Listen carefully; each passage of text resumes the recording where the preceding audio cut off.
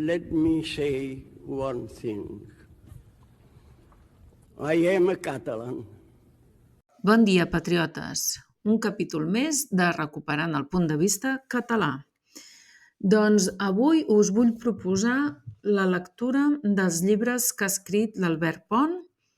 N'ha escrit bastants. L'últim és Via Única, que és en el que ens centrarem més endavant, però primer de tot us vull llegir un petit fragment, una citació, una cita, del que diu en aquest últim llibre, i diu: el repte que tenim al davant és exercir la nostra pròpia autoritat amb un clar sentit d'estat i dotar-nos d'institucions capaces de neutralitzar qualsevol amenaça o reacció hostil de l'estat espanyol.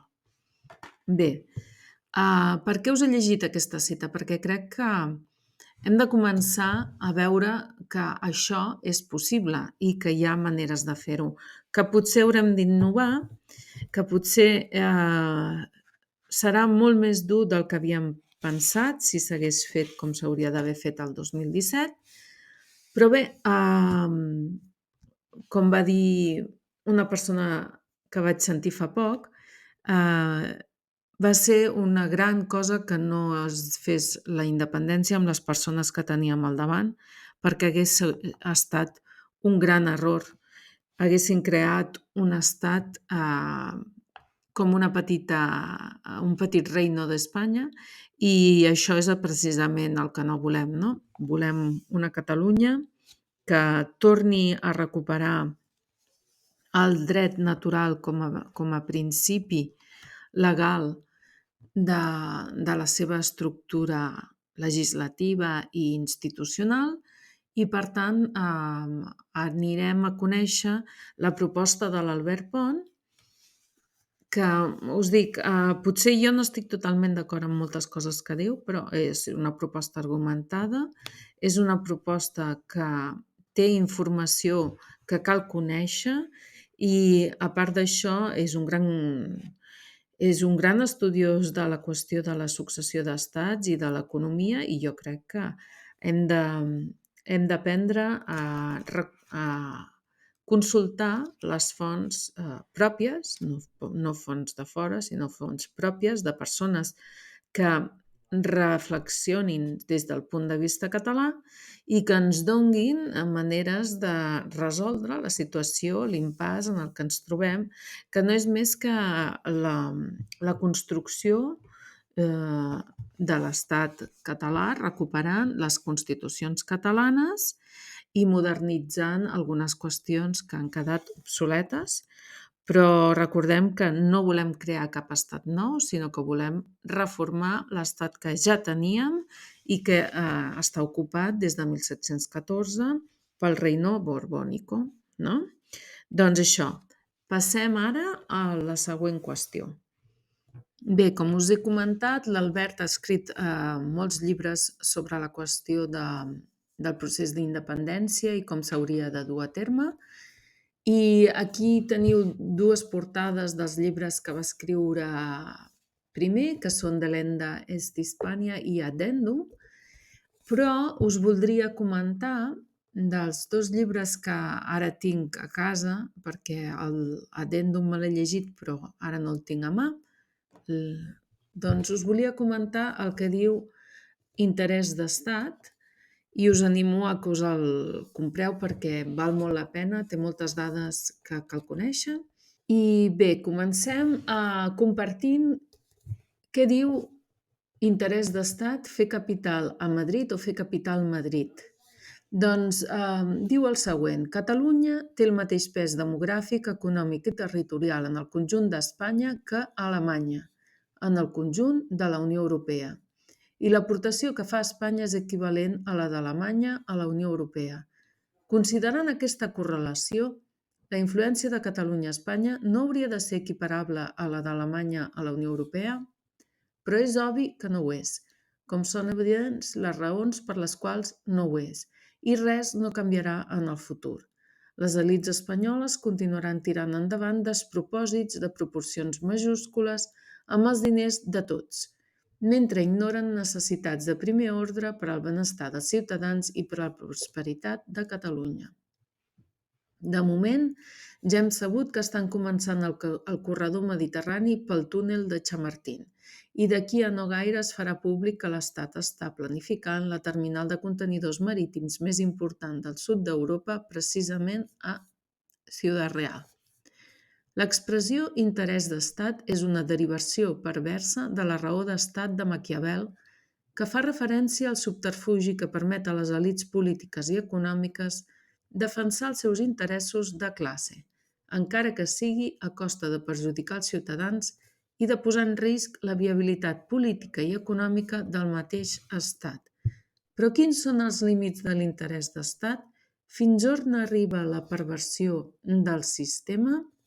Doncs això és el que l'Albert Pont ens desgrana i ens comenta en el seu llibre.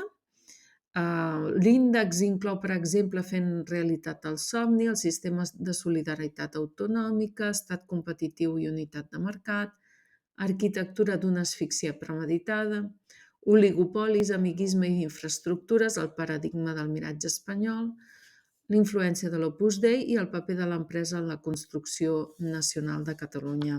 Passo a llegir-vos un fragment de l'epíleg que diu així: hem dit a la introducció d'aquest llibre que la comunitat internacional ha de tenir una funció molt més important de la que avui dia se li atribueix en el procés sobiranista català. Un any abans que es convoqués el 27 de setembre, el Cercle Català de Negocis es va mobilitzar per fer arribar als funcionaris i alguns alts càrrecs de les Nacions Unides la nostra inquietud pel que consideràvem que havien de ser unes eleccions en clau plebiscitària reconegudes per la comunitat internacional. Enteníem que no es podien repetir les condicions que van desembocar en el 9N, el 9 de novembre. No perquè no estiguéssim d'acord amb el seu plantejament i les seves aparentment modestes pretensions, sinó perquè el consideràvem una pantalla passada. Per a nosaltres, les eleccions plebiscitàries del 27 de setembre havien de tenir efectes polítics però també jurídics, més enllà de la formació d'un govern i d'unes majories parlamentàries que havien de donar estabilitat a una legislatura que ens prometien curta i que semblava ja prou complicada per si mateixa. Convocar un referèndum d'independència dins el marc jurídic espanyol és impossible, i no ho és per manca de cobertura legal, sinó per manca de voluntat política.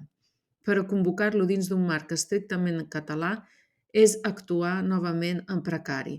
Per això mateix considerem imprescindible la col·laboració d'organismes internacionals especialitzats. La predisposició hi és, només cal saber on trobar-la i com fer-la realitat. Si en termes futbolístics el 9N va ser un d'aquells oportuns xuts a porta que serveixen per augmentar la pressió sobre el camp contrari, el 27S simplement ens vam deixar prendre la possessió de la pilota i al final ens vam marcar un autogol. I aquesta experiència és important perquè la independència no es juga a les graderies de l'estadi, sinó en el terreny de joc. No es tracta tant de comptar el nombre de seguidors que cada equip té entre el públic, sinó de quants gols som capaços de fer el contrari i de com podrem fer valer la nostra victòria a ulls de tothom. La nit del 27S i l'endemà, la reacció de les nostres autoritats i de part de la classe política catalana va causar un gran desconcert en els membres d'una comunitat internacional que es miren tot el que passa a Catalunya sense perdre en detall. I no és pas que ni ells ni nosaltres esperéssim una proclamació de la independència aquella mateixa nit, probablement encara no tocava. Però sí que esperàvem una certa previsió, més coordinació entre autoritats i entitats socials i, sobretot, més decisió entre els nostres dirigents. Mentre els interlocutors del Cercle Català de Negocis davant de les Nacions Unides ens confirmaven que el sobiranisme havia guanyat, superant totes les condicions que el dret internacional estableix per a aquests casos, sentíem perplexos les declaracions dels nostres representants en què adoptaven el discurs dels mitjans unionistes. Curiosament, l'únic que encara la va encertar va ser algun atent quinta columnista que reclamava que els seus vots no es comptessin en el grup del no. Tanmateix, Alguns companys de viatge ja ho havien fet. Ens deixaven amb el cul a l'aire mentre ens venien a dir que amb aquells resultats no anàvem enlloc. Al·lucinant. El missatge que vam transmetre aquell dia a la comunitat internacional va ser que Catalunya no proclamarà la seva independència, encara que amb quasi un 80% de participació l'opció sobiranista sigui la més votada i obtingui 10 punts d'avantatge sobre l'opció unionista una vegada descomptat el vot en blanc. Probablement ningú tenia aquesta intenció, però les reaccions immediatament posteriors a la publicació de les primeres dades electorals així ho donaven a entendre. El 27S esperàvem que algú amb responsabilitats i visió d'estat adrecés un missatge inequívoc a la comunitat internacional. Esperàvem que el govern fes valer la majoria sobiranista sorgida de les urnes per iniciar des d'aquell mateix moment el procés de desconnexió amb l'estat espanyol. Només si nosaltres mateixos deixem clares les nostres intencions, podem esperar les primeres reaccions de la comunitat internacional. Però, sobretot, el 27S calia evidenciar la majoria social sorgida de les urnes. Calia advertir que el govern de la Generalitat la faria valer en el supòsit més que probable que el govern espanyol impedís qualsevol altra forma d'expressió democràtica del sobiranisme o intenti sabotejar-la.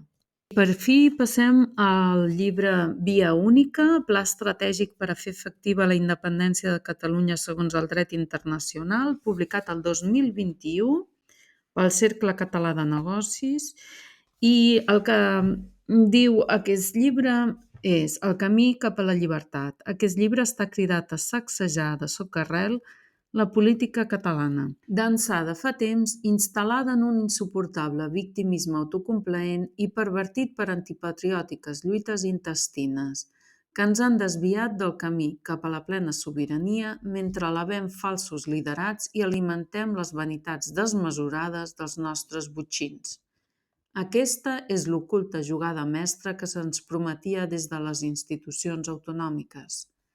Aquí es presenten alguns aspectes tan impactants com reveladors que han de permetre desenvolupar als futurs líders del sobiranisme una estratègia guanyadora, amb la finalitat de fer efectiva la independència del poble català sota l'empara del dret internacional. El camí cap a la independència no depèn d'aixecar barricades, aturar l'economia indefinidament, assaltar infraestructures i cremar els carrers. Aquesta no és una estratègia guanyadora. Això només ens porta a un enfrontament desigual entre la nostra societat i l'estat espanyol. Nosaltres no hem de sortir al carrer ni a protestar ni a reivindicar res, ni a ocupar simbòlicament allò que és nostre. Cada vegada que protestem i recorrem al discurs del victimisme i al xantatge emocional, legitimem l'autoritat espanyola sobre el nostre poble. El repte que tenim al davant és exercir la nostra pròpia autoritat amb un clar sentit d'estat i dotar-nos d'institucions capaces de neutralitzar qualsevol amenaça o reacció hostil de l'estat espanyol. El nostre repte és mantenir sense complexos el control efectiu del territori i fer respectar l'autoritat de les nostres institucions. Quan hagin fet sortir l'unionisme al carrer a protestar i el veiem recórrer al victimisme i al xantatge emocional, haurem guanyat. Bé, aquest és un resum del contingut del llibre. Us el recomano, és molt interessant.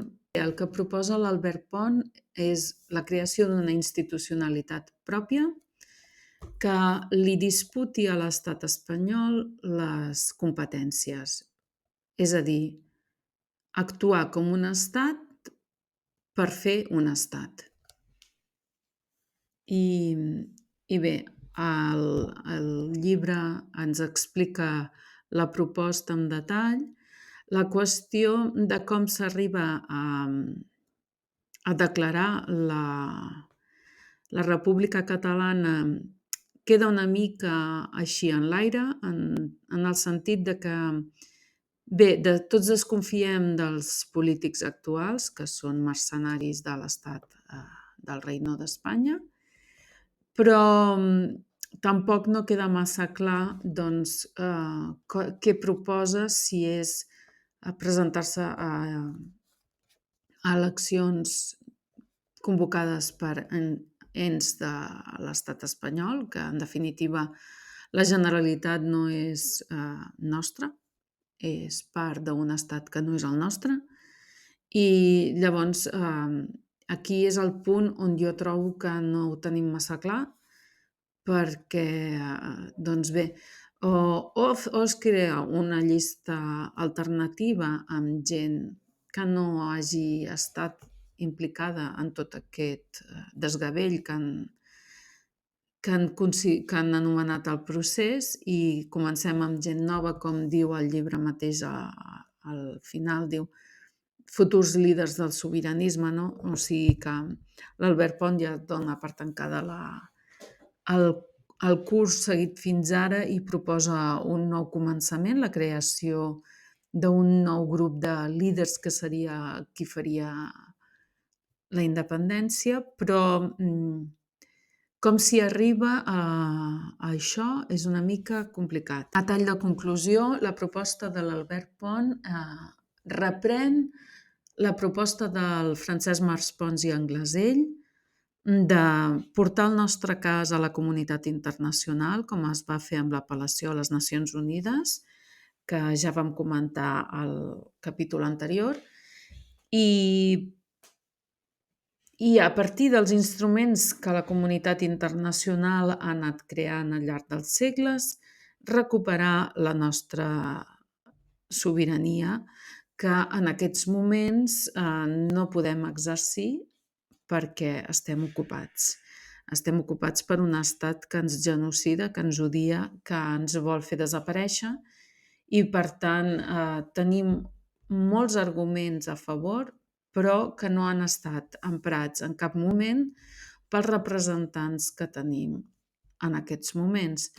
És a dir, la solució la coneixem des d'en Francesc Maspons i Anglesell, però cada cop que s'ha provat de dur a terme una campanya internacional s'ha boicotat des de les pròpies institucions suposadament catalanes i pels líders també pretesament catalans o sobiranistes o catalanistes o independentistes o nacionalistes, com li vulgueu dir. Ja hem comentat com això no ha anat endavant principalment perquè tota aquesta gent s'ha anat venent els ideals, o mai no els han tingut, no ho sabem, a l'estat que ens ocupa, i han minat qualsevol possibilitat de desenvolupar aquesta estratègia. Per tant, crec que aquesta estratègia que ja coneixíem Francesc Maspons i Anglesell i que l'Albert Pont desenvolupa en aquest llibre és l'estratègia guanyadora. Ara la qüestió de com formular aquesta llista que hauria de proposar nous líders i que aquesta llista arribi al poder legítimament, aquesta és la qüestió que em treu la son, diguéssim, que em preocupa més, però sabem que tenim una estratègia, sabem que es pot fer, sabem que tenim tots els arguments a favor. Al llibre en trobareu diferents, però bé, la qüestió és ara, i com hem proposat també amb en Sam del Patriota Català Televisió, és la formació de nous líders, i els nous líders han de partir d'un canvi mental. O sigui, el paradigma mental en el que hem estat vivint els catalans ens porta a creure que estem en la indefensió total, o sigui, tenim una indefensió apresa que ens du al victimisme i a creure que no podem, i aquest és el primer canvi que hem de fer. Tot és possible. Qualsevol cosa que ens proposem la podem aconseguir si ho treballem, si ho preparem, i hi ha gent molt formada treballant sobre aquesta qüestió.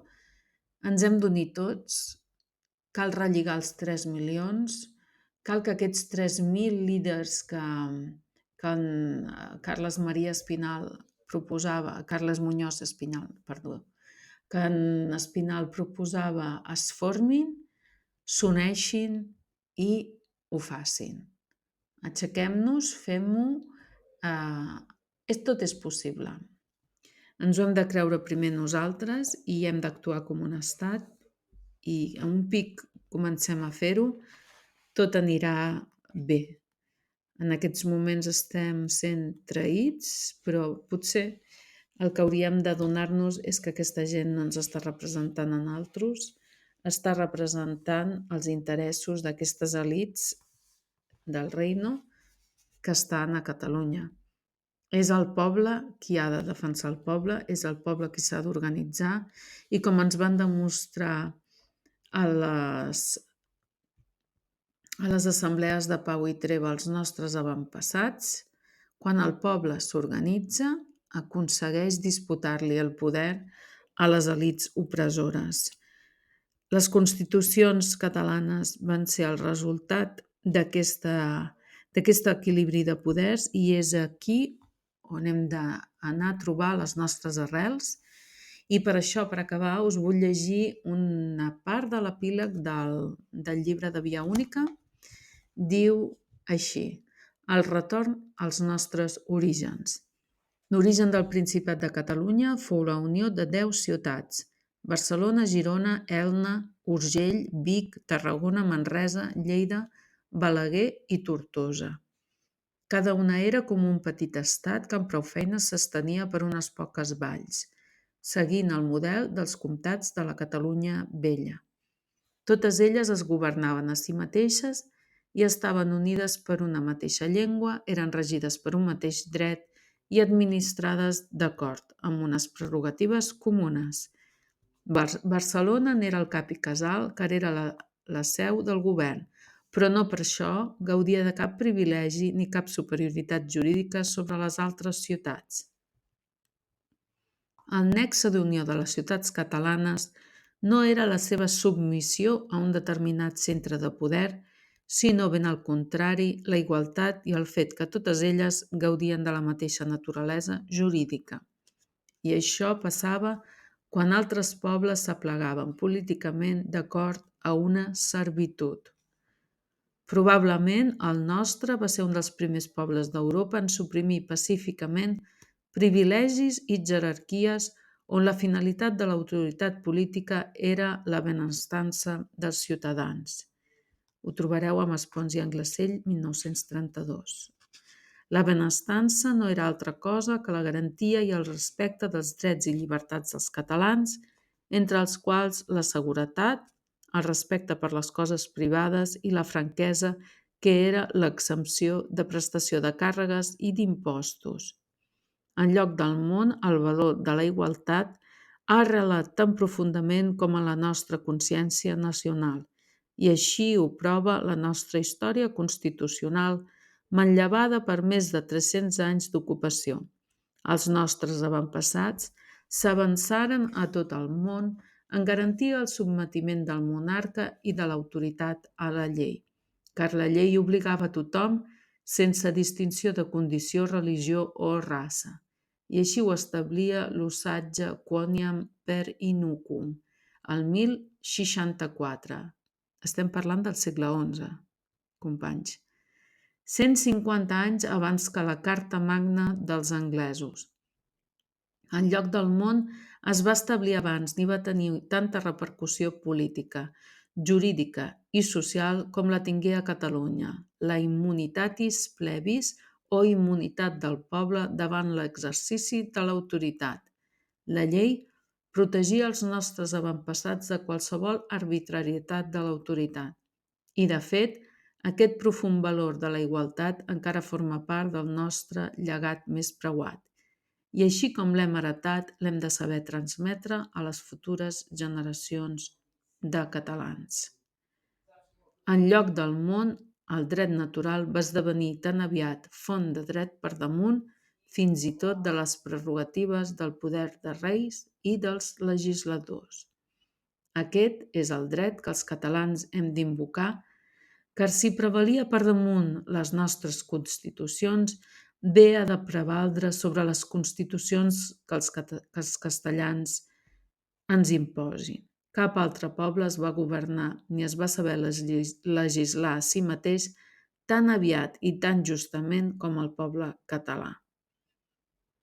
Bé, doncs això, tornem a les nostres arrels, tornem al dret català, tornem al dret natural, tornem a la igualtat i desbanquem tots aquests decrets lleis, aquestes imposicions que no es negocien amb el poble, que ens forcen a acatar i que realment estan en contra del dret natural. Per tant, companys, us animo a comprar els llibres de l'Albert Pont. A més, en aquest últim llibre de Via Única, l'Albert ens proposa, ara us ho comento un segon, que busco la pàgina, un voluntariat on diu: hem de tenir clar que si volem fer la independència ens ho haurem de fer nosaltres mateixos, per això fem una crida a la societat civil amb la finalitat que s'organitzi i, si ho desitgeu, fer-vos partícips d'aquest projecte en qualsevol dels següents àmbits de col·laboració a través de la pàgina web viaunica.cat, llavors viaunica.cat voluntaris, i la llista dels àmbits de voluntariat són, per exemple, administració pública, banca pública, bombers, construcció, diplomàcia, distribució energètica, duanes, formació, gestió del patrimoni, etc. Doncs us animo a implicar-vos perquè asseguts al sofà de casa no farem la independència es farà poquet a poquet, es farà amb totes les ments que tenim que són catalanes, siguin als països catalans, siguin a l'estranger. Com sabeu, hi ha una gran diàspora de talent català a l'estranger i cal que aquestes persones també s'impliquin en el procés d'independència de Catalunya, en el moviment d'alliberament nacional. Bé, patriotes, visca Catalunya de nou lliure, formem-nos, informem-nos, raonem i aportem amb el nostre talent un granet de sorra per fer la independència de la